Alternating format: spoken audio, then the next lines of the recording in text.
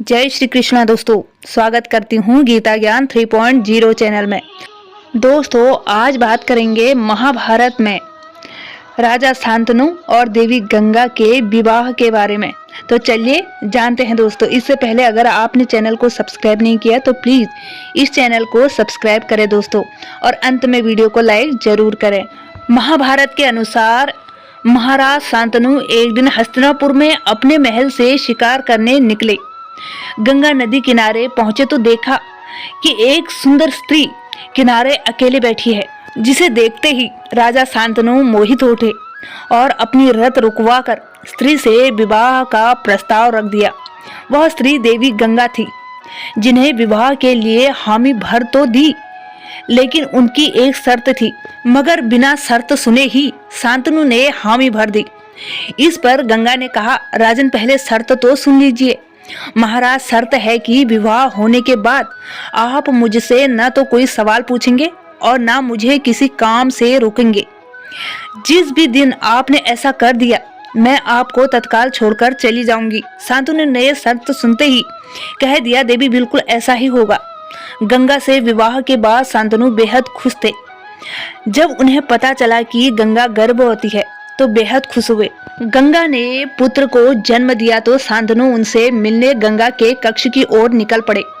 वह रास्ते में ही थे कि दासी ने बताया कि देवी गंगा अपने पुत्र को लेकर जंगल गई है। व्याकुल शांतनु गंगा को खोजने निकल पड़े।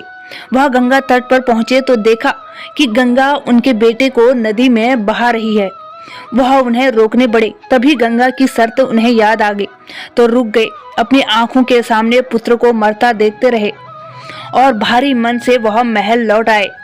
गंगा ने दूसरे पुत्र को जन्म दिया और इस बार भी गंगा ने उसे गंगा जल में अर्पित कर दिया है। वह अपने तीसरे, चौथे, पांचवें, छठे और सातवें पुत्र को आंखों के सामने गंगा नदी में बहता देखते रहे, पर कुछ नहीं कर पाते। मगर जब गंगा आठवें बेटे को जन्म देकर नदी तट पर पहुंची तो शांतनु ने पूछा कि हे प्रिय, ऐसा क्यों कर रही हो? गंगा ने शांतनु से कहा कि महाराज, आपके सभी पुत्र जीवित हैं और सुरक्षित हैं, बल्कि महर्षि वशिष्ठ के श्राप से मुक्ति दिलाई है मैंने उन्हें। गंगा ने बताया कि वशिष्ठ ऋषि के पास दिव्य गाय कामधेनु थी। एक दिन 8 वसुओं ने चुराने का विचार किया और सभी ऋषि वशिष्ठ के आश्रम जा पहुंचे। एक वसु ने गाय चुरा ली। इसका पता ऋषि को चला तो वो क्रोधित हो उठे। उन्होंने वसुओं से कहा कि गाय चुराना मनुष्यों का स्वभाव है। तुमने वसु होकर मनुष्य जैसी हरकत की है, इसलिए तुम सब अब मनुष्य योनि में जन्म लोगे। यह सुनकर 8 वसु डर गए। उन्होंने ऋषि से क्षमा याचना की। ऋषि का मन पिघला तो उन्होंने कहा कि दिया श्राप वापस नहीं ले सकता, लेकिन मनुष्य रूप में जन्म होते ही तुम्हें मुक्ति मिलेगी। किसी एक को पापों के प्रायश्चित के लिए लंबे समय तक मनुष्य रूप में पृथ्वी लोक पर रहना पड़ेगा।